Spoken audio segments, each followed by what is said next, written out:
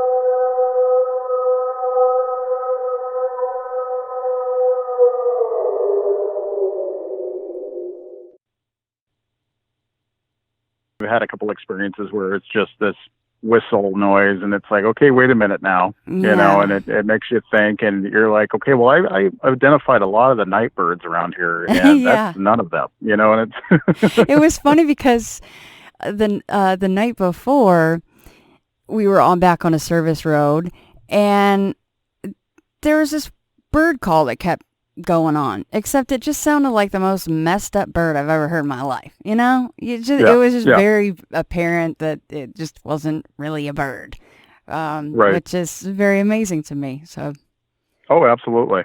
Let me bring John here and see if we got him on. He's really good about the scientific side of stuff. And yeah. That's another reason I wanted to bring him on. Oh, hey, John. It's Shannon and Darrold. Hey, this Shannon, Darrold. Well, now it's John. How are you? Good. Good to talk to you. Oh, yeah, good to talk to you. You've had a lot of experience, I guess, in reporting on these kinds of things, and yes, I was telling Darrold that I'm kind of stuck now in the desert, back home in Vegas, but I've had a couple stints in Washington State and Ohio, so I've gone on various trips other than that. But as far as living in a place that might have some Sasquatch, those are the two places. But now I just mostly, get to talk to people and have them recount their stories. But I did recently get to go out with, I don't know if you guys know who Seth Breedlove is, but we did that On the Trail of Bigfoot documentary. So we got to go around and get out in the woods and talk to some folks who, do what you guys do. And we'll get into this, but I'm assuming that you guys take it pretty darn seriously and go out as much as you can. Yeah, right. It's hard to be full-time, of course, at this stuff unless you're being paid to do it, and very few people, have that luxury. And I don't think there's a state where there hasn't been unusual reports that we certainly think, are Bigfoot related. So I was surprised that almost anywhere there certainly seems to be activity going on. So. And actually tonight is the night that Benjamin's episode will air. What I did was I chopped his interview up.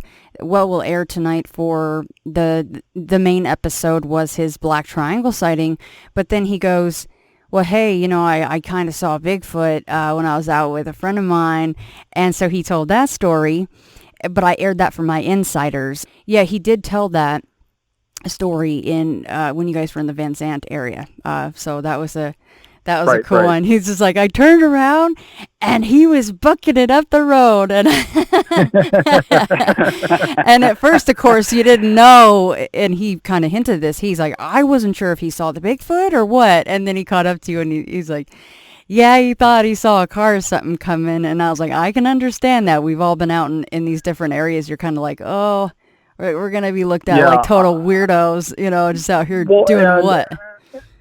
And that is so funny he said it, and it's exactly what it was. Is it was a car, and see it's not so much the Bigfoot that freaks me out and other creatures that are out there in those woods. It's more the people that might be coming up there, and you never know what you're going to get with them. Yeah. So it's people are the most terrifying thing there is. Yeah, and Shannon, I guess I call it human contamination. And it seems as though the closer you are to people and human activity, the more chances there are for error in observations. And so when you get way back in the mountains, the way that I've done quite a bit with, and Darrold, you're getting away from that human element, and then often I think your chances of what you see are a little better. That what you see would be a real activity and not absolutely somebody else out there. So John, what you're saying is you're tired of everybody screaming everything is Bigfoot, right? Yeah. Well, it's I've been at it for, believe it or not, about 60 years. So I've been around a lot. Started back in the 1960s, and something just rang true after reading some articles, and I guess I've just been at it ever since. And I think I have a different perspective than a lot of people, which is kind of a long-term, stupid experience kind of perspective. So. Well, I'm awaiting your book. I mean, you've been at it for 60 years. I would hazard to say you probably have a lot to say on this. There's enough books out there. I wouldn't begin to write a book on it. You picked up everybody's information. You put it together in a big book if you wanted to. But I've been fortunate enough to make presentations at 2 of the Bigfoot conferences. Spent several days out with Jeff Meldrum, John Mayanzinski, Derek Randall down in the Blue Mountains here. And I've been on television twice. So there, now I'm famous, and that's it. Oh, well, see, I knew it. That's why I was asking for your book then. I have met Derek Randalls. Yeah. Derek Randalls is such a wonderful guy. Yeah, they are good people. I try to remain being objective. If you expect to keep your integrity, you better be objective about it and keep those little white lies, to yourself. More people have damaged their reputation by just saying things that generally weren't true. And those who want to be famous in their lifetime, I tell them, hey, get another life, because most people just don't become famous at this, and so after all these years, I can kind of detect a phony after all my years of visiting with people. They expect immediate gratification, and I tell them, hey, we may go out 10 or 15 times and nothing may happen. I said, so if you're really interested in the long run, we'll stick together, but if you're looking for something immediately, this isn't the place to do it, Amen. Amen. Just doing it for the sheer awe and the study of this mysterious creature. That's why I like getting out there. And once you have those first couple experiences and stuff like that, my God, it's addicting. It is. Yes. Really, it is. 100%. It's like the lottery. Once you've won it, you're hooked, and you're hooked for the long run. So. Yeah, I was telling Darrold before you hopped on there, John, or I called you, that I've had other small experiences, but I had one that really, really cemented this subject in my mind. I've been looking into it for, somewhere around 10 years. But I had a whistle happen at Salt Fork State Park that it was life-changing. It was just one whistle, very loud, long, monotone, but just the circumstances and where it was located and the way it sounded was... I was awestruck. I was in shock. I was standing, and I quickly went to a squatting position just out of intuition, just trying to make myself smaller. Yeah. It was just very humbling. It was a very, very humbling experience. Yeah. Very close. Now, is that park is up in that park's in Canada, isn't it? Ohio. Yeah, Salt Fork. Ohio, okay. Yeah. And John, what TV shows might people have seen you in, and what conferences have you gone to?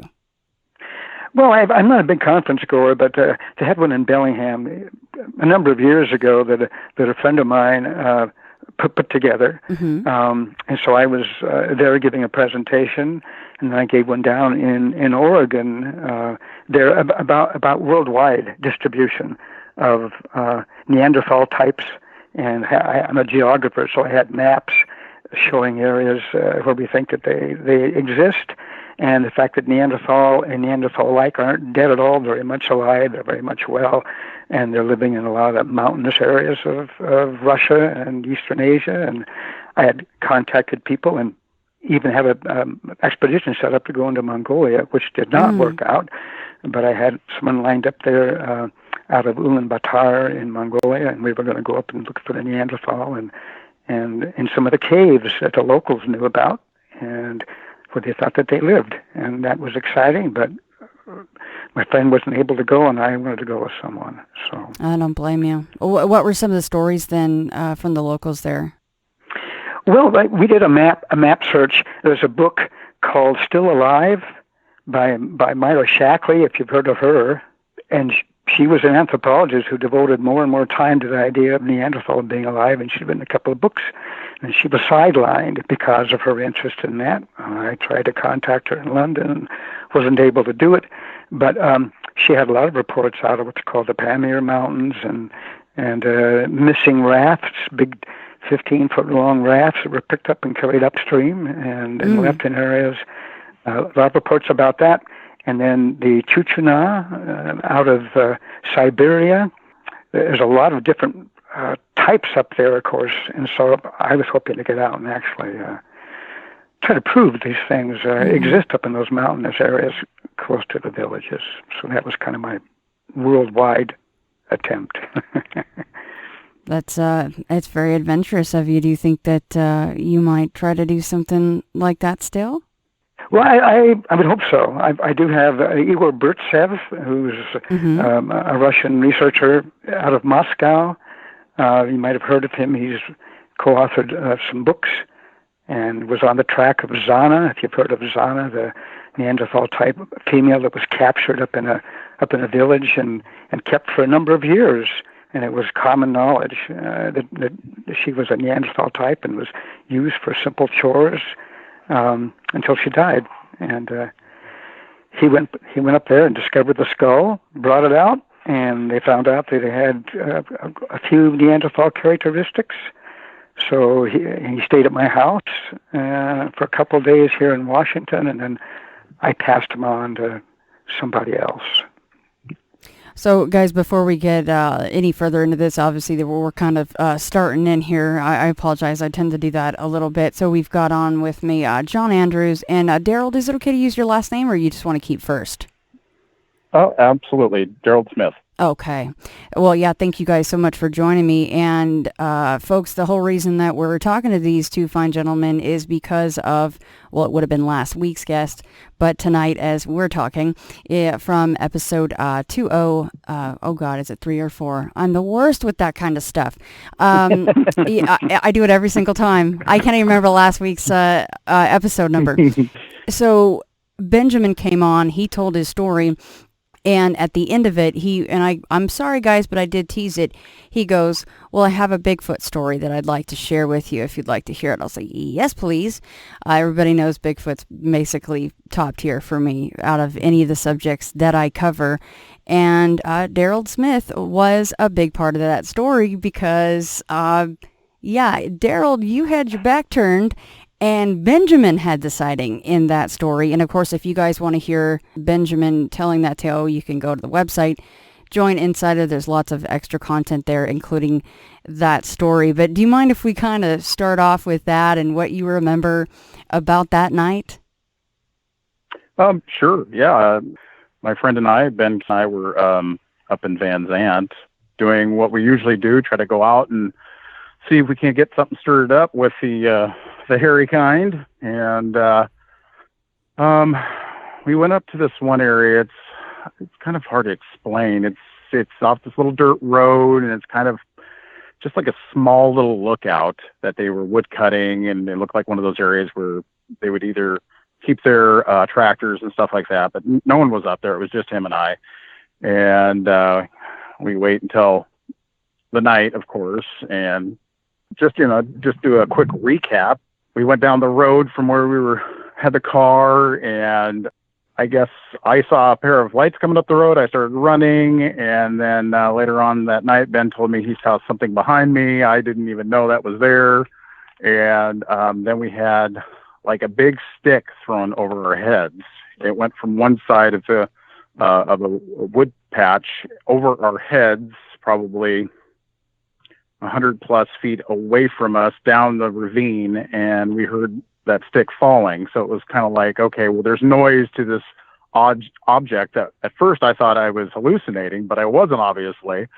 And you can kind of see the stick. There was some moonlight out, stuff like that. And then I tried to duplicate what we saw and what we heard. Mm-hmm. And yeah, it was a good sized, part of a branch, probably 4 inches plus in diameter, and thrown very high up and very fast.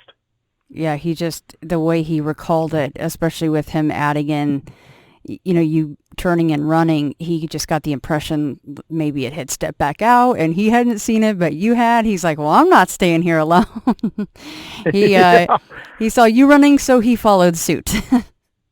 Absolutely. Yeah, because that's something that just like I have always said, nothing freaks me out more than besides looking for Bigfoot and other creatures that might be in those woods. And when you're out in these areas and you just have these random people showing up and you're going, okay, I don't know what I'm going to be getting into with these people. So right.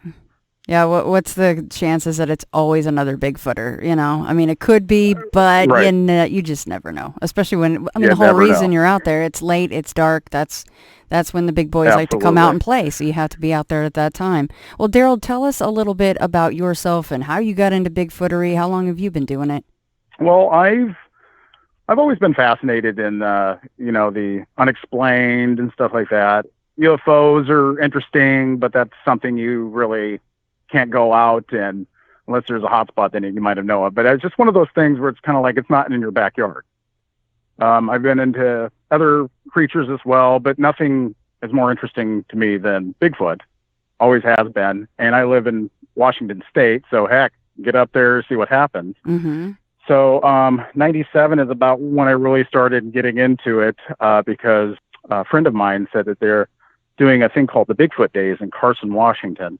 So we all went out there to camp, and it's interesting because it was all these people that were into the same thing, and they had researchers there, and they all had picked out spots to go and look for Bigfoot, and we were going, okay, that's the part we don't dig. So we were just deciding to go the opposite direction. We didn't want to be where everybody else was. Right. And so one morning, my mom and I decided to go up into this area outside of Carson. I mean, just right outside of Carson. It's like an old dirt road that it wasn't being used anymore. So we went up there to check it out, and we came across this clearing, and we're hearing these weird crow noises I've never heard before. And I've heard a lot of, they do make a lot of different noises, but this one was weird. And we're like, oh, maybe that might be it. We didn't know. So we sat and waited, and all of a sudden, it was in this clearing. There was some tall grass going down the hill, and the grass was tall enough that I could hide when I squatted down. And I couldn't see what was going on down below, but I could hear something bipedal coming up the hill at me. And my mom was a little further away than I was. She was still in the wood line, and she was hearing noises on her end that I wasn't hearing. And I guess she was trying to call my name. I wasn't responding. So all of a sudden, she comes out of the wood line and says my name loudly. And that's when the footprint or the footsteps that I was hearing stopped. I jump up. There's nothing there in front of me. It should be there. And I was disappointed in my mom doing what she did and all that. But, I just found it interesting. There was no signs of brush had been stepped on or any of that. It was just, I heard this distinct noise of something walking towards me, and it was not there. So I don't know what to make of that. And then we've had other incidences where in the same time, because it was a weekend thing, we're driving up in an area and we just saw this elk come out on the roadway, and it was right in front of us. And we were in awe of this creature, like, oh, that's beautiful. This is great. And he looked like it was not even interested in us. Like we didn't even exist. And then it kept going into the woods. And then we were like, okay, well, that's interesting. So we started going down the road, and then we decided to traverse back. So it was kind of a corner section. The dirt road went off of that. And I said, well, let's just get out and do some wood knocks. So we decided to do some wood knocks and stuff, and we heard a couple wood knocks back. And we're like, oh, what the heck? We're going, well, there's just no one else out here. My thought was, my gosh, this elk maybe have been interested in what was behind it. Maybe it was being followed. We didn't know, because we just found it interesting. Like it didn't care that we were there. So those were just some of the little few things that happened that weekend. I guess it's beginner's luck. I'm not sure, but that's kind of what really got me going into it. I mean, what are some research tactics that both of you, if you both wanted to answer this, that you like to employ when you go out? And how often do you guys go out, the two of you together? Well, we had gone out quite a bit earlier when I lived in Washington a number of years ago. I then moved to Colorado, and now I'm back in Washington. So we're just kind of reconnecting again, and we've been out twice now. Yeah, what sorts of things do you guys usually like to do? And you don't have to, of course, mention specific areas. I never mind if I get the whole anonymous thing with certain areas. But, is there a certain area that you've kind of pegged down, Darrold, as a quote-unquote hotspot for you? We had several areas, and you just, when I threw it, like you just said, I throw those names out and it's very vague, but, we had some of our hot spots, and the funny thing is we come to find out, it seems like it's, you go to these places, you have a lot of experiences, it gets you going, you accidentally tell one person, and the next person ends up finding out about it. They end up becoming pretty popular spots. Yeah. Next thing you know, because one spot that we used to go to all the time, it was Roy, and that ended up, it was owned by Weyerhaeuser, and Weyerhaeuser ended up selling the property off, and they put homes there. And then there was another place we would go to, it was a hot spot, it's up in Index. That area, we had lots of experiences, recordings, all that stuff.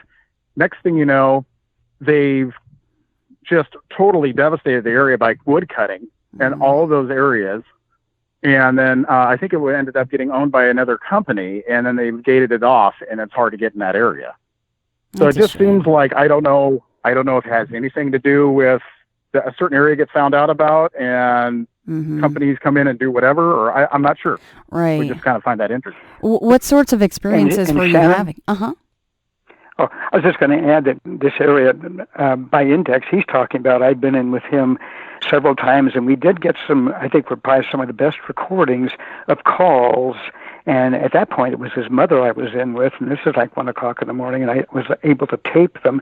And for over an hour, about every 10 minutes, we had a call, and it was at least a mile away. And we were able to tape some that lasted as long as 15 seconds without stopping. We're in the company of John Andrews, who's doing the taping, and Nancy Smith and Richard Grover. And there's nobody up there but us. And all the frogs are completely quiet. The frogs just quit croaking. It's kind of an overcast night. Last night. Very still. Still, no breeze. Okay, good.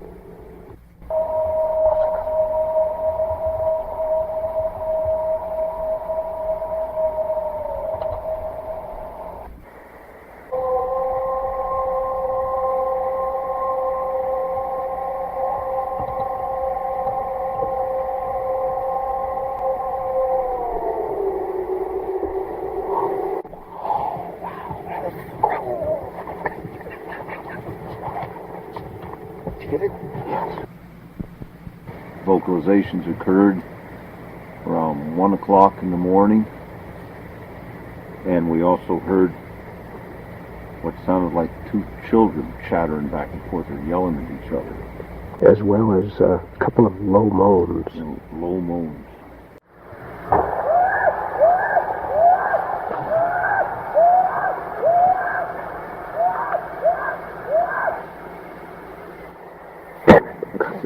Shut it off.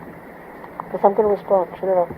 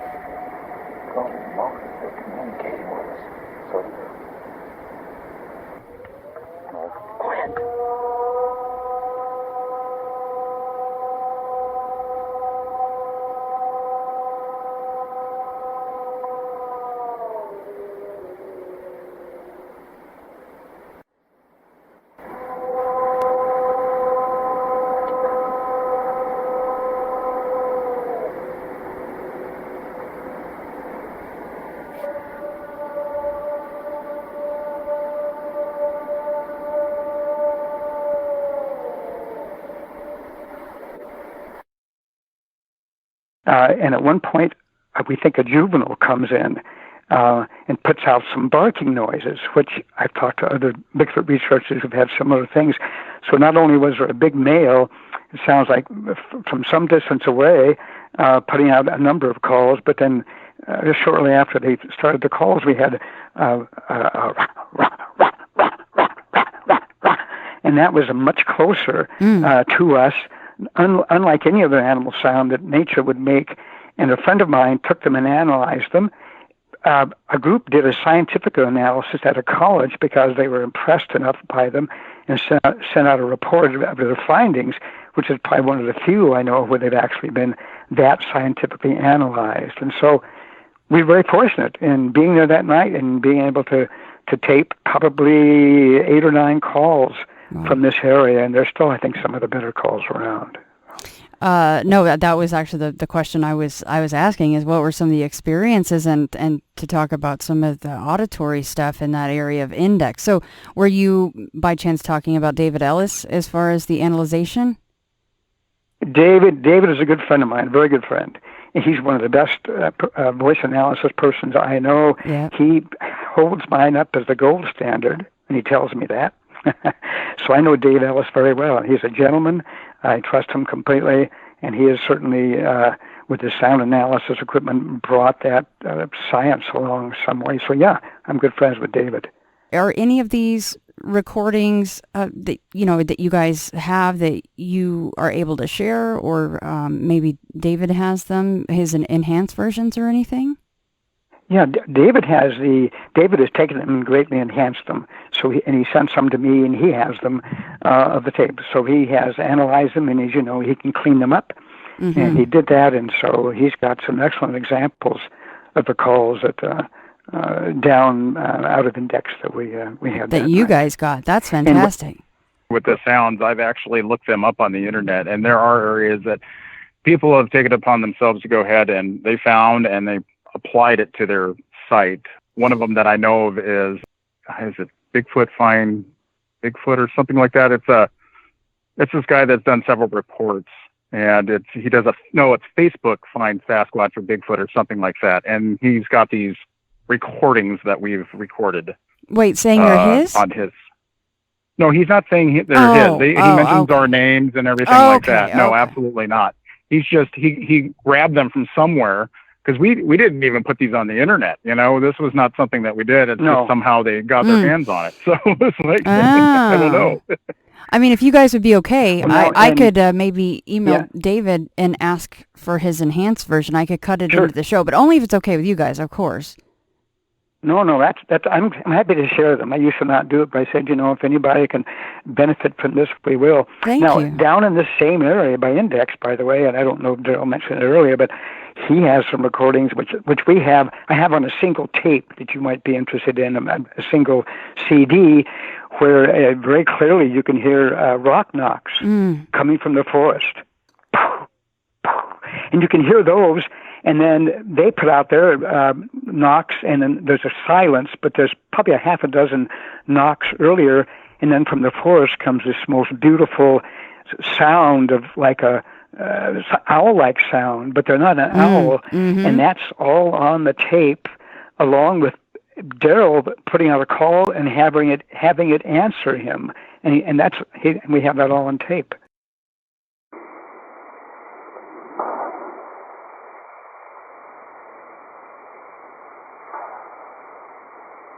Got it.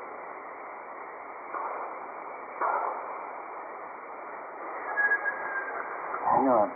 Don't do nothing. I know, I heard it.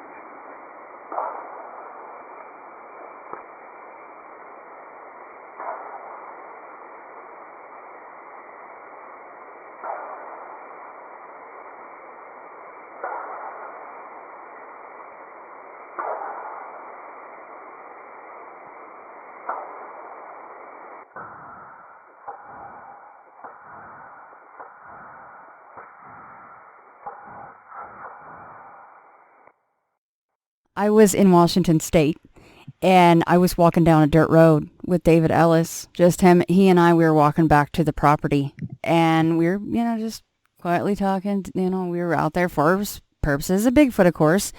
And off to our right, down in the gully, in the ravine, I heard 3 syllables of what I would call, after all these years, samurai chatter, which I had never heard. And the cool thing was, it wasn't really something that was publicized about this area, but I could tell David had heard it too. And he goes, "What did you hear?" And I forget what the syllables were now, but it was 3 syllables. And I said it was 3 syllables, and I kind of emulated it the best I could. And he goes, "Exactly right." He goes, "That is what we hear out here. It is those, just 3 syllables comes out, and in the form of this, what we call samurai chatter." What's you guys' thoughts on that? And have you heard samurai chatter for yourself?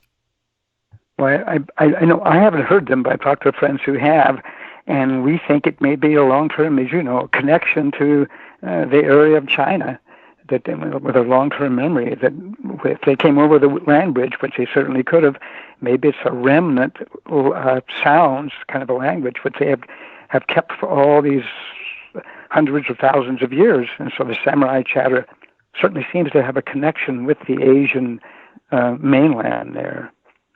Myself, I haven't heard really chatter. I mean, I've heard things that sound like talking, I guess. Mm-hmm. I guess that would be the closest chatter. And it's just muffled, like a kind of out in the middle of nowhere. And I'm like, okay, did I really hear that? I've heard imitations of dog barks where there shouldn't be any dogs.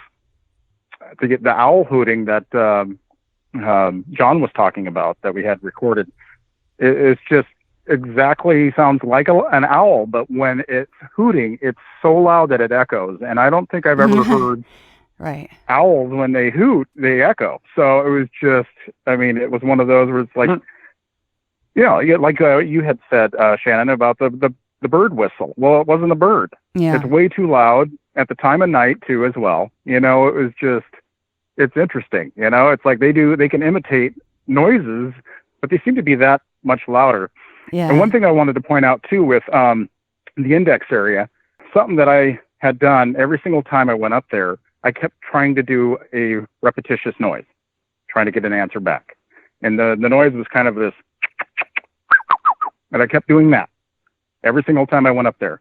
And then one night, right up in the hillside, I did that same noise, and then I got the same response back to the T.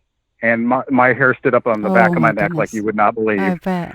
And it was great because it almost seemed like, hey, we're communicating with each other. We kept going there. We're always going there with this state of mind of we're not non-threatening. Mm-hmm. We would go up there with gifts, apples, stuff like that. At one point, my mom brought up windmills because she found out that sometimes the young ones like windmills. I don't know. We did everything just to get anything going. So, but it was, and we've also found out that, like with John and I and a couple other group members at the time, we're finding out, well, they're all different from one another. Some, it's kind of like they love to egg you on, or they love to try to get you going. Other ones are slow to get to know you. They're all different from one another.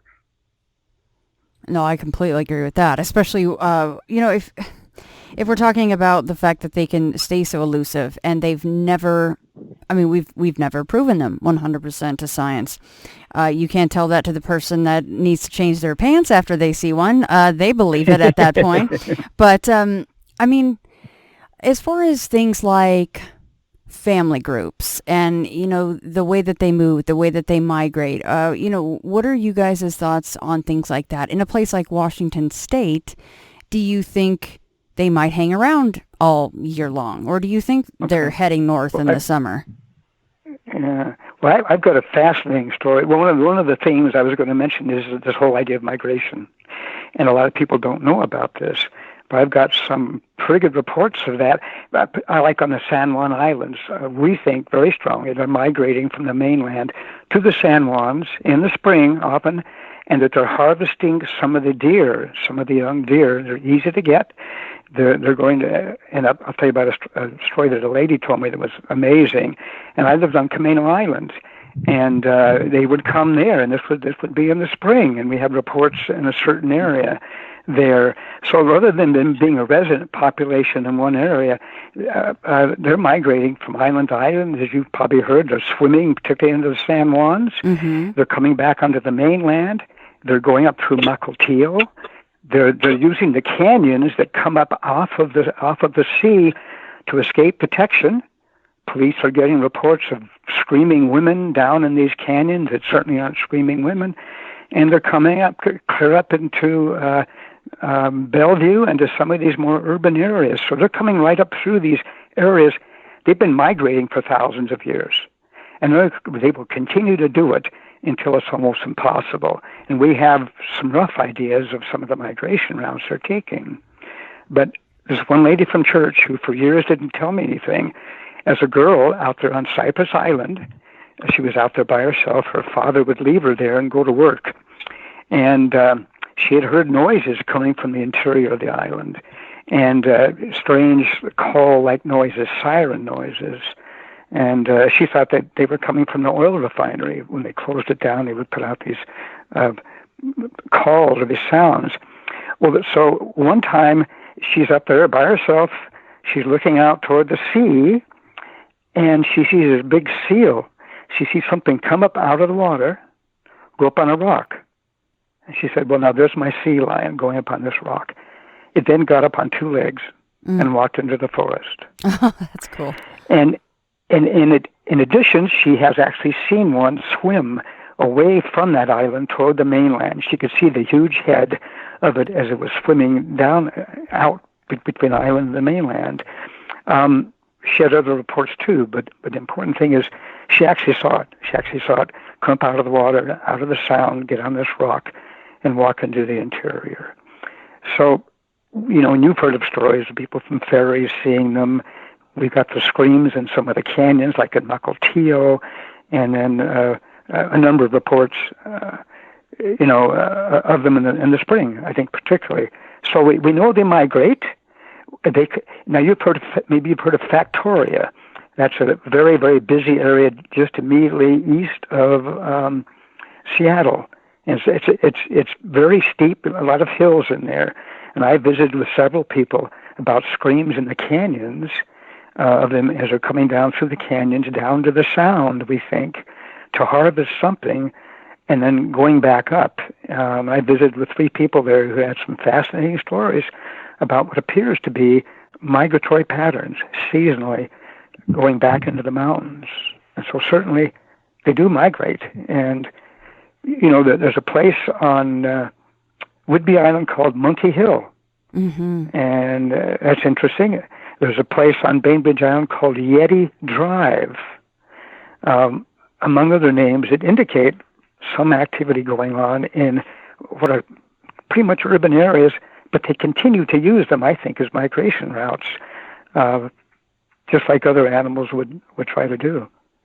Yeah, that's so cool that you brought up the fairy story, John, because as you were mentioning the woman that saw the one climb up onto the rock, that's what came to mind, is the man that saw one swimming in the water, and he was on one of the larger ferries that Seattle has running around day to day, many routes a day. And if I'm not mistaken, this may or may not be the one, but I think he said it was a reddish color, and it was quite large. And it was just naturally swimming along. So, I mean, if they're as big and powerful and capable as we think they are, I don't see why they can't be wonderful swimmers. Absolutely. No, I think they're excellent from there. And I did spend some time with the Indians up in Canada. They invited us up there, and I spent a week with them in a village where they had activity, and they took me around and showed me some of the places where things had taken place. And how did you manage that, John? That is a very coveted spot to be invited into, Yeah, well, I've worked with Indian people for quite a number of years, and so I enjoy doing it. And a fellow who worked for Snohomish County, where I did, took me aside and told me a story upon one of the islands and what was going on, and he gave me the name of one of the tribal members. And I called, and at first they were very reluctant to let us in, and they wanted to know more. And after about a week or two, they called back and said, hey, you sound like a good person, come on up. And they gave us 2 young men in a truck, and for several days we stayed with them. And they took us around and showed us footprints where they walked up the side of the hill, talked about how they came through the villages. And the same thing, by the way, happened in Factoria, where they're coming through and the dogs are barking at night. And when that happens, it's all the dogs, not just one, just a sudden chorus.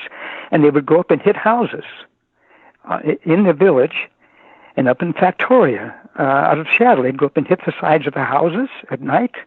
Things would fall off the walls. They were just testing out the house. So there's a lot of common threads, whether it's there or up in the Indian village, and we were looking for a nest that they had made. And ultimately I did find the nest that one of them could have made there up on the island. And so, it's a fascinating world out there.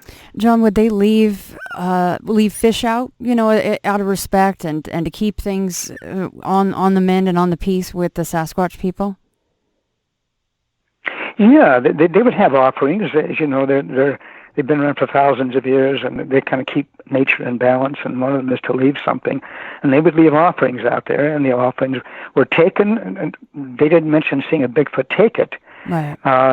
But the whole thing was taken, and they had them inland so that they weren't right next to the water, and the whole thing would be gone. And it wasn't as if it was eaten on the spot. It was actually taken away. Most animals, like a bear, would eat it on the spot, and not transport it. So, yeah, they would leave offerings like that, and hoping to keep them on their good side.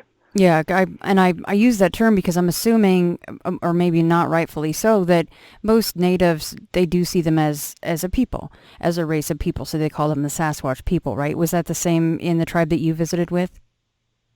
Yeah, they would call them forest people.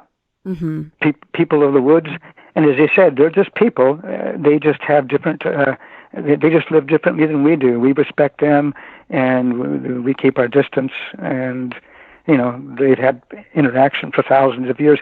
Why is it that we don't listen to them and trust their observations? It really upsets me that people who are far more expert than we are about these animals so often are just belittled, and yet so many of their stories and the areas, as you know, that they stay out of. They say to me, John, you can go so far, and beyond this spot, that's the Bigfoot country. And it might be a lake. It might be in the middle of a lake. It might be a certain geographic thing. We had that going on up on one of the islands in Canada. And they would say, this side of the lake belongs to the Indian people. That side belongs to the forest people. And we would like to have you stay out. I would love to. I'll forward it to you guys if you want. It was an episode very, very early on that I did for Into the Fray. The guy was literally crying and crawling out on his hands and knees. He would go out, and Robert told him, he said, here's the areas we can go. Here is the areas we cannot go because this is their area. Never, ever, ever go here. And just to glance over it, he told no one where he was going. He lied to his wife, said he was going on a business trip, went into this area he was not supposed to go by himself, and it didn't turn out very good. I mean, he's alive and breathing, but it traumatized him. He didn't go back into the woods for 15 years after that. So, yeah. Yeah, and you've heard of people running out from a camp. They've been camped in an area, and all of a sudden something happens, and nothing else is as important to them as getting out. Yeah. And they'll leave all their equipment. We actually found one of those sites after a couple of years where two guys had left equipment. We went in, and it was just like time stood still. We found all the equipment that was in where Washington? they'd left it. And now that was in Montana. Oh. And they bought all this new stuff, and the guy came running out barefoot, bleeding feet from an area where he had an encounter, trying to get to a cabin. And then we went in and we found it. We found the campsite with everything there. Now, of course, it had been a couple of years and things were scattered, but it shows you how important it is to those people to get out. They don't care about their equipment. All they care about is getting out. Yeah. And that was testimony to me. Go ahead. That's interesting how you guys are pointing that out, and I think a lot of it has to do with if you don't, heed the warning. To me, there's a lot of warning signs, especially if you're going into an area that's theirs. I think that happens a lot with encroachment of humans going into the forest with their homes being built and stuff like that. And you hear a lot of incidences where a Sasquatch or a family of Sasquatches are, upset that the house has been built there. And, and it's just, and they immediately go, my gosh, Sasquatch is vicious, they're this, they're that. But it's like, well, we're moving into their property. Right. We're moving into their land, you know, and they're doing their steps to try to keep it their land, you know. And it's, I understand there might be some of those that might have had one too many bad run-ins with human beings, and they are just, you know, they don't want to deal with us whatsoever. I get that too. Yeah. So, I mean, there's multiple ways of looking at this. And to me, if you're treated a certain way, you're going to react a certain way. You know what I mean? Oh yeah, I wouldn't like if I went downstairs and looked out in my backyard and there's just some random guy sitting in my lawn chair. You know, I'd be like, that's not where you're supposed to be. That's highly unusual, sir. You're going to act a little hostile. You know what I mean? So, I mean, it's just basic knowledge, I think, has a lot to do with. They're not much different than you and I, other than in a way, they've got superpowers. So they got super strength. They know, you know, they know how to go through the woods a lot faster than you do. And you're in their home. Don't think that you're going to go in there and try to pull one over on them. Right. You know? Right. No, that's the thing. We're bumbling, just loud, noisy, smelly things in the woods. They hear us like 5 miles away, I'm sure, or smell us at least to start with. So. Well, yeah, absolutely. And we totally believe they know that what the sound of your car, everything. They know everything about you, especially if you keep going into those certain areas. Darrold, you, just to piggyback off that really quickly before I lose this point, earlier you said, and it's so cool, you went in there, you came up with this certain whistle that you had, and it regurgitated that back to you. So cool. Like, that would give me chills too. Total goosebumps all over the place if I was out there. Yeah. What about going out there? You know, you said they know your car. Well, are you of the vein that, okay, you can go in the same vehicle, what about wearing the same clothes and then you execute the same whistle? Are you of that vein to where you can, you know, maybe get them a little bit at least more comfortable with you or John or whoever might be out with you? Well, yeah, I've always been one, I don't know, I want to call it a little crazy, but I'm one of these where it's like, okay, so it's in the woods, and I keep trying to tell certain people, John, you're not one of them, but where I'm going with this is stop with the flashlights. We don't need to start a fire when we hear something. This is the moment where you're giving them the upper hand. You know, I totally believe with the lights and all that stuff, it makes them not want to come in so much. It's one of those where it's like, we're out here to experience them. Give them the upper hand, you know, and it's, a lot of just interesting things. You can hear them moving through the woods, like up an index. You can hear them moving through the woods.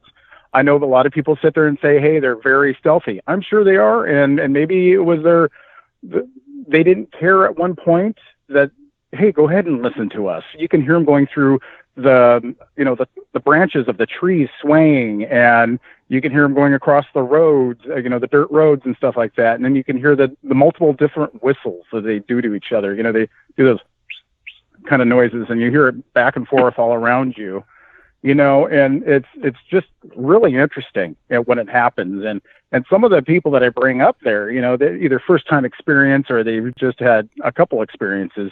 They're always just eyes are wide and, oh my gosh, it's happening. And I'm looking at them like, this is what you signed up for. This is what we're doing, you know, and it's just, and I wouldn't say I got used to it. You almost feel a comfort if you know the outcome, you're going to be okay. Yeah. And, Darrold, you'd be happy to know that Benjamin brought that up probably 3 or 4 different times, that he's like, Darrold is highly against flashlights, so I had to keep mine off. He brought that up a number of times, which is true. It ruins your night vision, and I'm sure that the Sasquatch don't like it. Oh, and I kind of look at him and kind of just no, you know, like, we don't do that. We're not. And he, you know, flashlights are great, you know, if things are getting a little crazy. But I had one incident that happened in Index, I would tell real quick. It was a friend of mine, his name's Doug, and I were up, and it just started getting boring. We were up there till like 1 o'clock in the morning. It started getting cold. The fog was moving in. It got boring. So at one point I've heard stories like, this is the incident with a flashlight. If you want to get something going, sometimes go ahead and use the flashlight, put it into the woods. So we said, let's get something going. It's boring. So I took out this big clunky flashlight, and I forgot what the style of it really is. It's got a little handle. It's got one of those huge square batteries that go into it. Mm-hmm. And, yeah. No, okay. And then I started just going through the woods with it, and next thing you know, you hear this, what sounds like a rock or something hitting a tree. And we're like, and this is something we have recorded too. It's also on this CD that we're talking about. And you hear this snapping noise of a big tree coming down. And then you hear Doug and I going, oh, bleep, bleep, getting into the car. Uh-huh. Doug rushed for his car first. We were both standing on one side of the car on the driver's side. I didn't have time to run around to the passenger side. I had to get in the back. Thank God it was a 4-door, or he would have left me. So, I mean, but yeah, we have it all recorded of this tree coming down and everything else. And we thought it was due to make angry from the flashlight.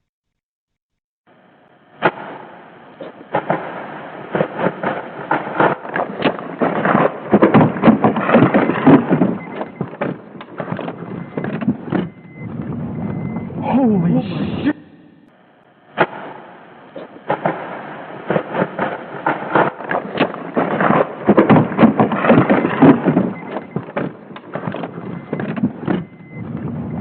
Holy shit!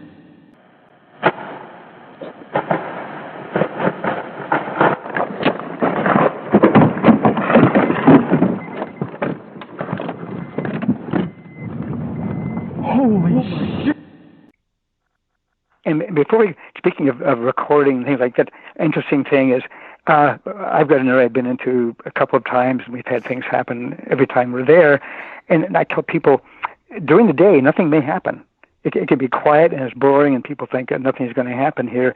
The night is when often things come alive. And so I tell people, you bring a tape recorder, get one that is high quality and that will last all night. And now you can get them that'll record for 1 or 2 nights without stopping. And we were up in an area, and this happened twice within 2 years of each other, and it was identical. I never listened to my tape recordings for 2 years. I thought, well, nothing's there. I finally sat on with a book for about 2 days and just listened to all 8 or 10 hours of recording. But within 20 minutes of us hitting the sack there, one thing is, it's usually the juveniles that are coming in. We think, and it's the parents. They're out there watching this activity, but the juveniles seem to have, less fear or less experience with people. But we think that's what's coming in. And within 20 minutes, and they have to hear the snoring. When they hear the deep breathing, it's safe. They're going to come in. Mm. And so, sure enough, within 20 minutes, you can hear this. Something comes in and hits my tent. And my tape recorder jumps off the wall, and they mess with the tent for a while, and you hear them leave. Oh, my gosh. That went on for 12 times in one night. And you slept through the whole thing, coming right? in and... Yeah. Because you hadn't listened to it for 2 years later. That's incredible. Well, and I think they sometimes can induce a kind of a sleep, and you've heard that as well, to where normally I'm very wakeful, but I can hear myself, and as soon as I start getting loud and breathing, sure enough, boy, you can hear this thing coming in, hitting the tent, and then messing with things out there, things being moved around and then leaving. And it was identical the 2 times we were up there. It's a place nobody goes to. It's very remote. And, so I tell people, leave a tape recorder on. You'd be surprised at what you'll get at night that you think nothing goes on at all. Have you guys talked to Derek, especially in person? I'm sure it's just as good over the phone or if he's on stage, of course. But his baby cry recording story, are you guys aware of that story from Derek Randall's? I'm not, no. Yeah. Well, yeah, I am. I'm actually a member of that group, the Olympic Project, but I have not been. I moved out of the state, and I've just been here recently, so I haven't gone back with them. But I know Derek, and the baby cries. Yes. I mean that situation. I mean, even he was like, I was utterly terrified. I should get him on here sometime finally to tell that. I think I've brought this story up at least 4 or 5 times. Everyone's probably going, be quiet about it if you're not going to have him on to tell it. But he admits he put himself in a really, really bad situation doing that, and he admits, I'll never do that again. So. Yeah, I've always wanted to take steps of doing that, and I even went out and bought a really big like a tweeter for karaoke machine. Uh-huh. So it was for like the speaker box, and I bought this 1,000-watt tweeter that I was going to use for calls and all that stuff, and never really got around to trying to hook it up. And was, at one point, John, I think you could even admit this, we were kind of into making calls because you got a lot of stuff that came back, and you try to duplicate their same noises, which is impossible, by the way. They were so much louder, but it's in the wood knocking, you're still going to get a lot of good experiences, because I've tried to stop doing the calls. Plus it's great for being able to talk the next day. So but yeah, no, I've just with the experiences that we've had, and I have met Derek. This was years ago though, and I met oh my goodness, what's his, Rick Knoll, and a couple other people. Well, this comes from stupid experience, I've told people. Nothing smart on my part. But over the years, in making my observations and patterns, I used to think that was entirely true. Go out with 1 or 2, which I still prefer to do. But there are Bumping Lake. You've heard of that. Mm-hmm. And that's become the mecca for some people, unfortunately. But I can at least use the name because it certainly is known. But there's a place, it doesn't matter how many people you have. The Bigfoot group there seems to enjoy messing with groups, whether you're 1 or 2 or whether you're 2 dozen or 3 up to 40. They'll come in and mess with you. And I've been to bumping several times, and 3 times we've definitely had things happen to us with a medium group of people up there. The stone throwing at night, coming in and hitting my tent. And I've got the stuff recorded. So there are places where, as Darrold was saying, groups, they're all different, they're all individual. There's those that are very shy and retiring, and you might not even know they're there. Then there's groups that seem to enjoy, once you get into your tent, once you're in your little man cave, and they know where they are. They can walk in and say, oh, hey, I know where they're going to be tonight. They're at Camp A. So they go in and throw little rocks on you, put out noises. So that there are areas like that the Bigfoot, they don't mind interacting with you. And that's funny how you mentioned that, because Roy is like that. The family of Bigfoot they're very like, oh, you make a noise, I'm going to make a noise back. It's like they want the attention. Just some weird experiences out there. We've also seen signs of coyotes and neighborhood dogs that were killed. And it seemed to be not natural causes. It looked like the backs had been broken on these creatures, and saying that because some of them were skeletal remains, and you can see the breaks in the back, stuff like that. And then there'd be areas where there's these little kiddie trails that go off into the woods, and there's just a pile of bones in one area. And it's just the way these things are. It's so I love it, and it's. I've also heard the whistle there, Roy, that you were talking about, Shannon, where it just made this high. I don't want to call it a shrill whistle, but it's just like if a human being had whistled it times 10. Yeah, exactly. And it seemed like, who are you kind of whistle, like, and it's just like, oh, I think that's it, And I had an experience one time where we were staying in a clear cut. This is when I saw a Bigfoot at night. We were going to leave for that night. And usually when we go to Roy, we don't camp out. We have all intentions of leaving. We just go in, stay as late as possible, and get out of there. And if we don't come out with anything, that's okay. We still know they're there. But I was leaving my recorder on. And so usually when they do cuts, they have a clear cut, leave a patch, have a clear cut, leave a patch. And so we were staying one patch, and I decided to go through, I think, a forest. And on the other side of the as another clear cut, and I left my recorder there. And I was going to go retrieve it that night. And I said, okay, well, we think something's kind of going on, but we weren't too sure. And I asked a friend if he can come with me. So we started going through that stretch of woods. And him and I are walking, and then all of a sudden he stops me. And I'm like, what the heck's going on? And he goes, do you hear that? And I said, no, I don't hear anything. And he goes, okay. And we started walking a little bit more. And then he stops me again. And I stopped before he even got me on that one. I said, okay, yeah, no, I hear that. You could hear something walking through the woods, traversing. And then all of a sudden, we started walking again. And then all of a sudden we stop, and he has a Maglite flashlight shining right up into the starting of where the branches are on this tree. And he goes, do you see that? And I said, no, I don't see that. And then he, for some reason, I don't know why, he puts the flashlight down and puts it back up and right into this thing's face. And you could see the eyes, and they were glowing. And and for some apparent reason, I don't know if it's the eyes finally adjusting, you could see the whole outline of this creature. And to further know that it was there, the eye shine went to one eye shine, and then it did this. And as it did that, you could see the eye moving up and down like it's looking across the road at whatever might be there, and then looking back at us to two eye shines. And I, from the road, because it's a dirt road, and you know how it has that lighter color than the rest of the darkness, just being a dusty road, you could see that it had its foot up on the road, like it was coming up off the embankment onto the road to go across the road. And I think we stopped it from going across. That's when my friend goes, okay, and he had a gun on him too. And he goes, go ahead and get back behind me. And I said, oh, absolutely.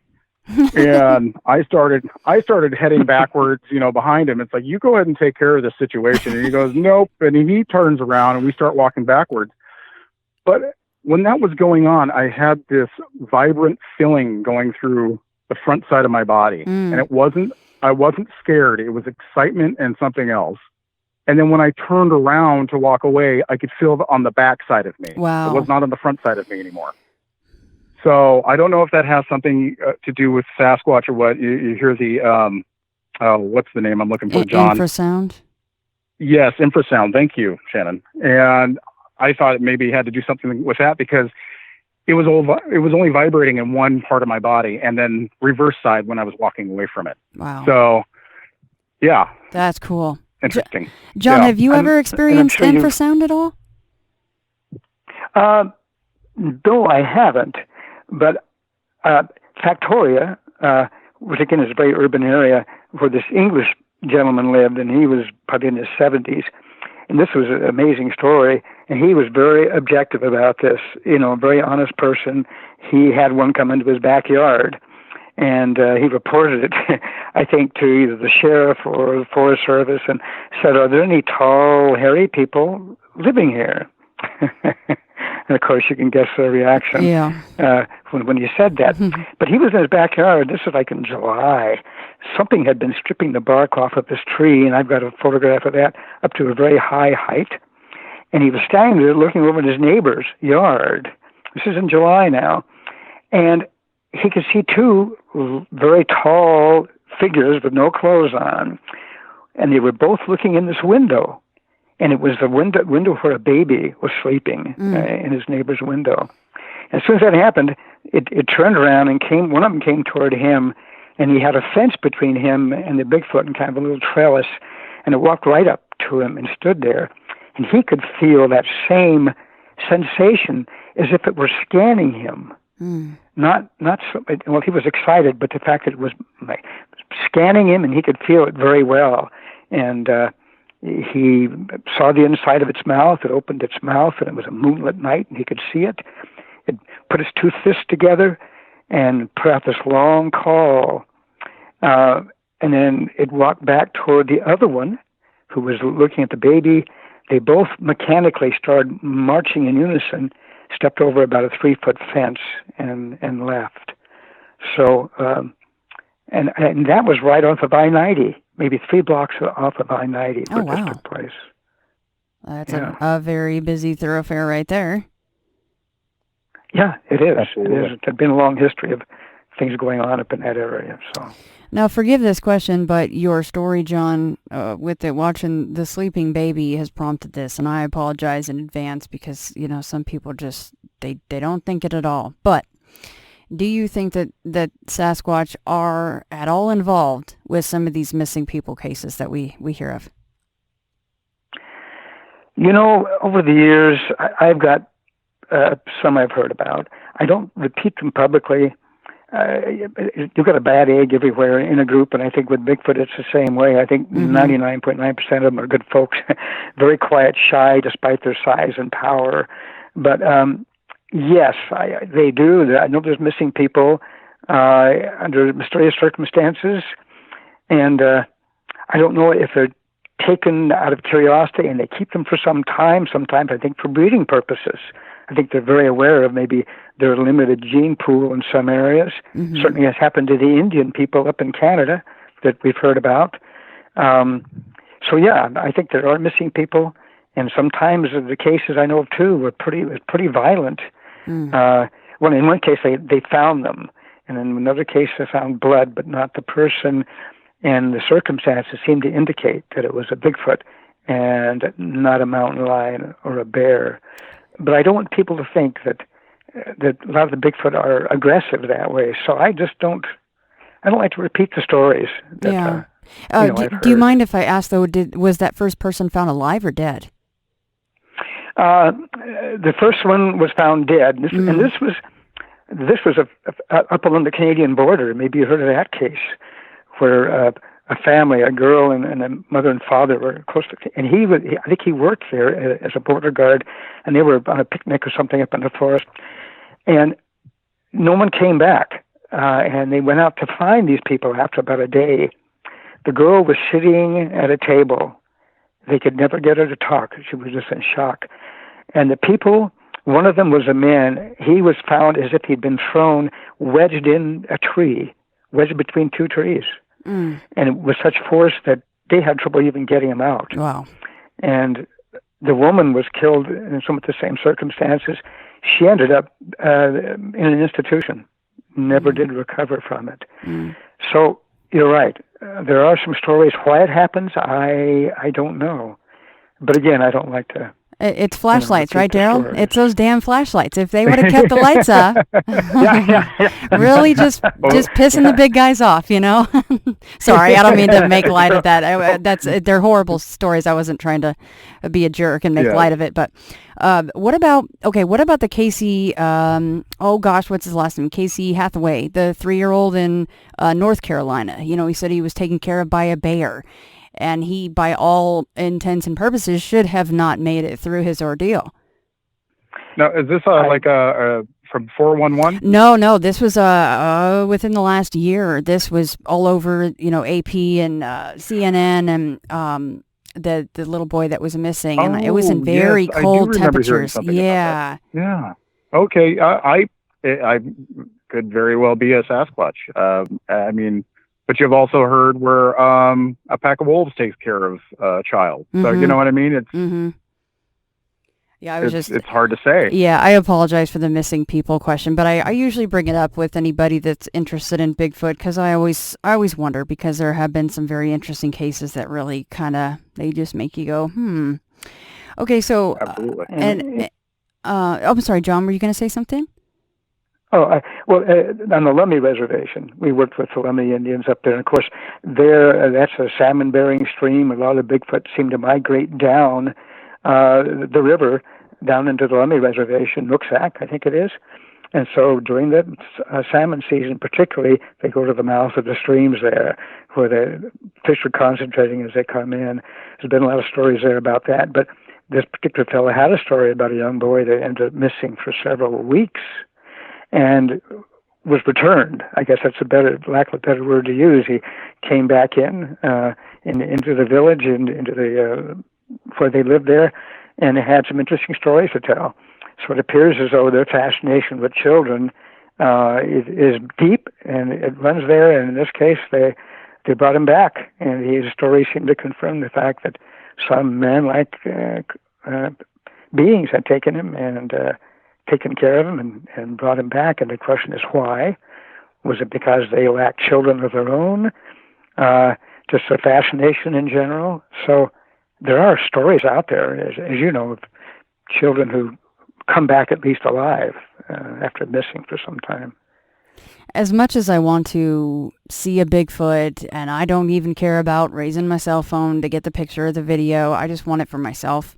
I don't think that I would want that experience. As much as I want that confirmation 100%, I don't quite think I'd want to just be hanging out in the cave and God knows what might be going on. And that's a hard pass for me. Yeah, I know the Indians have, as you know, stories of women being kidnapped, and even men, and coming back after several days. In one case, the man was a hunter. He was taken, and when he came back, his hair was completely white when it had been black. And so I've heard of several stories of things like that happening and completely changing them, and even changing their hair color because of the shock of what went on. Now, here's a little bit of a hypothetical situation, but it'll play into a question. A Bigfoot gets hit by a car, whether it be a teenager, being a little bit too cocky, playing chicken with the car, the truck, or whatever it might be, or an elder, whatever it was. It got clipped. It's in the road. It's either dying or dead. That should be a situation where either that vehicle stops, calls somebody, okay, there we have a Sasquatch, or the next vehicle comes by, okay, there we have a Sasquatch. Are you guys of the mind that they're always in a group setting to where they know that they have to drag their dead away, they have to get rid of the bodies, or is it more of a personal thing like we have? We inter our dead and we have ceremonies for them, and it's very emotional and personal. What are you guys' thoughts on stuff like that? How do they treat their dead? Darrold, go ahead first if you want to. I think they mourn just like we do. I think, if they are with a family and stuff like that, and something does tragic happen like that, of course they're going to carry the dead off, or the injured, and what they do after that, I am not sure. I mean, that's a good guess. I've heard anywhere from sometimes they take large rocks and put it over the dead. Sometimes I've heard they put them in the ocean or lakes or whatever. But if they are by themselves and that happens, I don't know what happens after that, because there's no evidence of it. Right. So I don't know if the government steps in or what happens, because I think there's a hush-hush stuff situation that goes on when something like that happens. Yeah. I do just wonder if they're smart enough to realize that, we don't want the hairless things to find our dead beloved one, because it will bring more of them, and that causes a problem for us. Surely they know that. Oh, absolutely. Absolutely. Yeah, I think that's really true. And I think often it's not just one. I think they always go out, I think probably in pairs for protection, and one will be a lead one will often stay back. And so when we've heard of them being hit on the highway, and then they leave for a short time, and there's nothing when they come back, I'm sure that they go to great lengths to not leave any physical evidence around, and they will take that individual and drag them back and find a place to bury them. I've got a couple of stories where someone shot one, in fact, close to the house. And by the way, this is up in Washington State, up around the Van Zandt Dyke area. And they turned them over and made sure it wasn't a bear, and it wasn't. They killed one, which is unusual because of the size. They went back into the house, came back a short minute later, and it wasn't there anymore. And it definitely had been killed. So there's no doubt that they care for their dead, and I've heard of them mourning for the dead after several years of an incident going back to the same area. And even within a week of when it had happened the year before, and putting out very mournful sounds, showing that they have a lot of emotion, for their dead. So, I thought that was a very interesting twist in the movie Exists. If you guys have seen that, they did a great job on the creature itself. But the reasoning behind why the creature was so ticked off was very interesting, and ties into what you're talking about, John. So yeah. Yeah. I'll tell one story of mine, which I thought was a little unusual and kind of interesting. You were talking about what do we employ when we go into the woods. I think you had asked that, and I think we got away from it. But wood knocking, I think Darrold agrees. Yeah, I stay away from calls as much as I can because they know, you're not one of them when you put out a call. Right. But wood knocking is something which I think they would attribute to maybe another Bigfoot. So whenever I go out, I take a little saw and cut off about a 4-foot-long, stouty, real sturdy stick, a limb, and then try to find a tree that is bare and it looks out into an opening, and then I'll put out 3 loud smacks. There's nothing about 3 or 4, and I've had responses from that. So I've discovered that once I get to an area, one of the first things I'll do is put out those wood knocks and then just wait. That's kind of letting them know that either there's another Bigfoot in the area, which would interest them, or that you're in the area and that you know a little bit about their language of communication. And so we had done that off the Mountain Loop Highway, and I had 2 friends that were biologists, very scientifically minded and very skeptical of the whole thing. And we'd hiked in about 2 hours off of the main trail into a very remote area. And so in the evening, I went out and we had our tents up, and I found a big tree with a bare area, and I made a wood knocker and put out 3 loud knocks, and I put a call out. We went back to eat, and within 10 minutes, from well over a mile away, came this long, oh. And the 2 guys looked at each other and said, "That's not a bear. I wonder what that is." So we did that, and then we thought nothing about it. We went to bed. The next morning, I wake up, and a friend of mine who was sleeping away from us out toward this little lake, and we were in the forest, 2 of us sleeping in the same tent, looked at me and got mad and said, "John, why did you try to scare the hell out of me?" He said, "Why did you put out some wood knocks last night?" And I kept saying, no. I said, "If I do that, I'll let people know I'm not going to scare you." And my friend said, "Oh, John was sound asleep. I saw him there." So what had happened to this guy, and by the way, you've heard this too, the delayed acceptance of reality. He wrote a story about it. And late in the evening, 1 o'clock, he heard something down by the lake, a lot of things rustling around in the bushes. And he could hear this big, heavy thing walk up toward his tent, and it stopped there by his tent. And he was just, he was speechless. He didn't know what to do. He didn't want to breathe. And then it walked over to his backpack.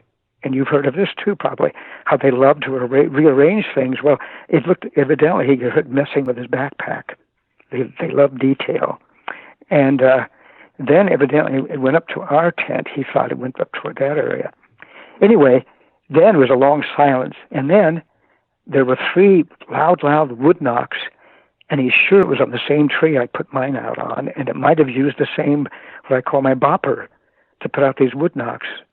And then it left. That's cool to think that a Sasquatch was holding the very same one that you were, right? Yeah, and it looked as though that was going to be the evidence that it had done that, and this was the only suitable tree in the area to put out a knock, and he said it was coming from about the same area. So whether all this was circumstantial, I don't know, but that was neat that it... Sorry, go ahead. It came in, came in after we'd done that and responded to us. So I just love when skeptical people kind of go, "What the hell is that?" That's my favorite part of any story or any outing where you have people that are highly doubtful of the subject and they have to be convinced of something. But the funny thing is, it doesn't always take a sighting to convince somebody that there might actually be something out there. No, I've never actually seen one, but there's so much convincing evidence out there. I've told people, short of seeing one, which most people aren't going to do, there's overwhelming evidence that they're out there. I haven't seen one, but there's no doubt about their existence so out there. If you guys, and I'll ask this of both of you, if you guys are talking to a skeptic, not a skoptic because you can't hardly talk to those folks, but a skeptic, and they say, "Okay, well, we don't have a body, so then what is the best evidence that we have of Bigfoot?" What is you guys' normal go-to answer for that? What do you think it is? Gigantopithecus. I mean, this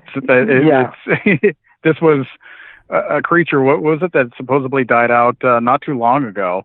And, they found the bones of it, and yet they talk about how it lived and everything else, and yet the reports that we're hearing are pretty much the same, you know what I mean, to correlate with, these things still do exist. And I tell people too, I said, short of me seeing one, and I'm one of those people that hasn't, what has convinced me they're out there, short of being have evidence? Well, I've seen footprints, as you know, that are 18 inches long, 6 feet between footprints, and they're not running, they're just walking. The calls that I had mine analyzed, and people who are professional singers have listened to it, and they said, you might be able to put out one call like that, but you would be so hoarse after that, you couldn't duplicate it, much less 10 times in an evening. So there's so much evidence out there, other evidence, besides calls and footprints, and as you know, gigantic poopy in the trail, that convinces you there's no doubt there's something out there, short of actually having a body in front of you. I frankly think they have them. I think the government does have the bodies, but short of that. Well, John, I say, John, and I think it's interesting with, like you were mentioning, sorry to interrupt, is, with scientists that are of the field of, looking at footprints and analyzing vocalizations and stuff like that, they're pretty convinced when they hear it or see it. Like the, what's his name? I forgot his name. That does the footprints analyst. Jeff Meldrum. Meldrum? Yes. Jeff Meldrum? Yes. Looking at the dermal ridges and everything, and he instantly, it convinced him that these creatures do exist. And somebody that might analyze the vocals and going, there's just no way in heck this is human or anything else. That's another way. It's just, you don't always need a body. It's kind of funny how these little trail things, footprints and vocals and even handprints that have been analyzed, turns scientists, ears and eyes the same direction that we're looking. So yeah. That's why I tell people there's just some, and so what I say to people is duplicate that for me. I said, if this isn't a Bigfoot, you tell me what it is. And if it's another human being, they've gone to great lengths to make tracks between their own free footsteps and clean them up and leave another footprint, leave another one for some distance.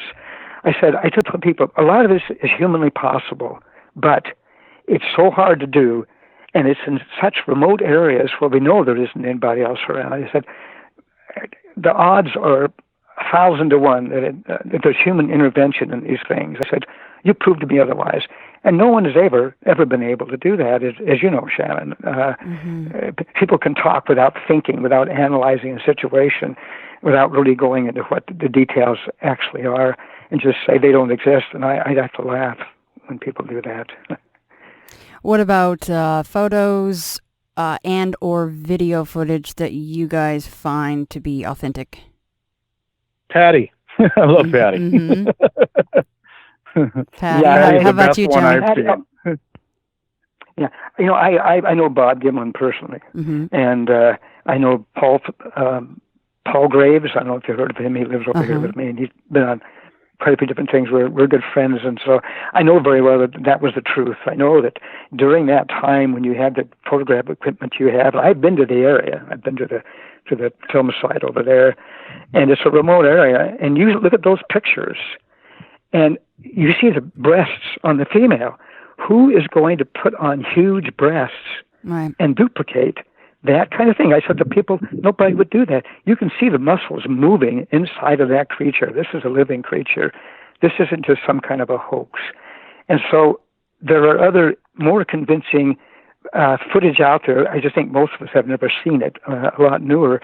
That still stands to me as the gold standard for actual proof of Bigfoot. And there's just no way you're going to duplicate the walk, the fluid movement of them, the muscle structure that appears flowing through that, underneath that hair. You're just not going to be able to do that. People have tried, and it's been woefully inadequate. And John, real quick too, another one that I like is the one over the Blues Mountains. I forget the name of the guy, but I like that film too, even though he's been Freeman footage. He's Paul. He's Paul Freeman.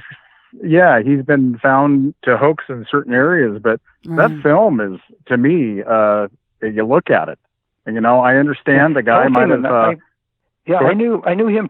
I knew Paul personally too. I'd met him over in the Blue Mountains. Him in West Summerlin. I got to know him too. And you're right. He faked a lot of things, I even gave him a model of one I made of a bust of a head that I made out of wax. I gave it to him kind of like a present. It ends up appearing in the National Enquirer on the front page. And Paul in there said, "I made this." That really ticked me off. But he's had some things happen to him, and I think that was a good footage that he made down by Duck Spring in the Blue Mountain. Yeah, that's sad too, because that's what's so hard about this, that things that we like to do to go out and try to prove that Sasquatch does exist. Once you do one little hoax or one little thing, it's just gonna, you know what, no one's gonna believe you anymore. Yeah. And that's why you need to walk on eggshells when it comes to this. You know, you can't hoax something. You can't, oh, I'm the guy in the suit. You can't do any of that. Right. You know, you have to be very forthcoming. Yeah, you're kind of done after that, unfortunately. And the funny thing about that footage is, unless he's just a grade A, Hollywood grade actor, his side of it was very compelling too. The footage was great, but though his breathing and him whispering and talking, he's very excited. I mean, that whole thing, I agree with you. It makes you want to believe that that's real, but his past is as you said, slightly nefarious, unfortunately. Yeah, it taints the video. And that's too bad. Oh, I've seen so many videos and traveled so many miles talking to people, and as you say, 99% of them they're not clear. They're back in the woods. You see something moving back there, but unless I can really see something clearly, I'm not convinced that what they took was real Bigfoot. Well, footage, and today's technology too, and how well our cameras or phones or whatever it may be, and how clear they are. They're HD. They're beautiful, crisp, clear, and yet we still have issues trying to videotape these creatures. And that's why it's harder for me to believe nowadays people filming these creatures going, oh, here it is. And it's just this blob. And it's like, well, what happened? Why isn't it coming in clear? And I really do think though, guys, and none of us have had that, here I go using grade A. I don't know why. That's the show I've ever said grade A twice in one show. Sorry. The A+ sighting. Yeah. Grade A. Okay, I'm using new phrases all of a sudden. That ideal sighting, and I want to ask you guys that'll be my final question for each of you. But you get that perfect sighting. It's during the day. It's close enough to where 100% what it is, but not too close to where you need to change your pants. Are you really going to even think of getting a picture or a video, or are you just going to be in shock because, oh my God, there is a Sasquatch standing right in front of me, especially if you're one of us who've been looking for the thing for years and years and years? I think if it happened to me, I don't know what I would do. That's an interesting question. A part of me would say yes. I think I would. I'd pull my phone out of my pocket and I would try to do something. But then at the same time, if it's a day clear sighting and it's right in front of my face and I'm seeing details and everything else and it's looking at me, part of me might want to not take my phone out and just be in such awe of this creature, because you feel like you do one movement and you just lost the sight of this thing. Right. It either walks away or could even be hostile. You don't know what's going to happen in that situation. So yeah, I mean, it's head or tails on the coin on that one for me. No, I agree with you. I have a number of people who've had a wonderful opportunity to take a picture, but the last thing they think of is their camera. They're so awestruck that they just sit there and they want to drink it all in. They don't want to lose that opportunity. So the last thing they do or think about is pulling out a camera. And as you know, getting a picture, people are going to go back and say it's not real anyway. Right. So I think a lot of people have seen it, but they've just never, and they've had the means to photograph it. But at the moment, even though, we've been at this for years, we think we're ready, we think we're mentally prepared for it. I think I wouldn't be, after all this time, I'd be like everybody else. Oh my God. Yeah. And John, that's you've been in this for 60 years. I mean, and for you to say that, that's very cool for me to hear, because I've been kind of saying that thing over and over, like, oh, I've been talking about Bigfoot for so long, and you have a picture in your mind of what it might be like to see one, but you don't know. And I would hope that I would maybe have the foresight to to capture such a thing and to attempt, but like you said, and touche, you said no one would believe it anyway. Everyone would go, oh, look at you in your Photoshop, getting good at that, huh? But, part of me really does feel like if I had that kind of a sighting that wasn't just a shadow at night or something, which is also very cool. I'm not downplaying that at all. But, as Darrold said, the daytime sighting, you're seeing details and, maybe it does the ape grin at you and you're seeing teeth and, it's blinking. I don't know. I don't know if it would cross my mind to try to capture that other than with my gray matter. Absolutely. I just have two more points of point before we go. Do you have any snowball activity? Have you ever heard of that? Having snowballs thrown? No. Okay, I've got an excellent. At some point, I'll share with you an unreal story about snowballs being thrown just right in Colorado to a friend I know who is very believable, and his story about the snowballs. The second one we could go do in the future is horse mane braids. Have you heard of that? I have heard of that one, yes. Okay, that's another whole different world. All over the world it happens. But there's another subject that I think is fascinating, and it seems like horses and hominids seem to have a connection that goes back thousands of years, and yet hardly anybody knows about it. It happens all over the U.S., and it happened in England. I wrote to the people in England about it. So it appears as though, they exist in some of the woods over there, and this horse mane braiding definitely appears to be something done by the Bigfoot. So you already answered my question. I'm so happy about it because I have other things written down my paper, but we're kind of getting down on time here, but you already kind of said, for next time. So if you guys would come back on with me, that would be incredible because I could keep talking to guys all night, but yeah, that would be amazing. Yeah. There's a couple more things I would love to talk to you about that I haven't even gotten to. So, but I totally understand there's a time crunch on here. So I would love to have you guys back on. And this was a true pleasure to talk to you guys. So thank you for agreeing to do that. Okay. So as I said, last question, and you might have already answered this, Darrold, with my photo question, but if you could picture your perfect sighting, how that would go, what would that look like? Oh, wow. Let's see.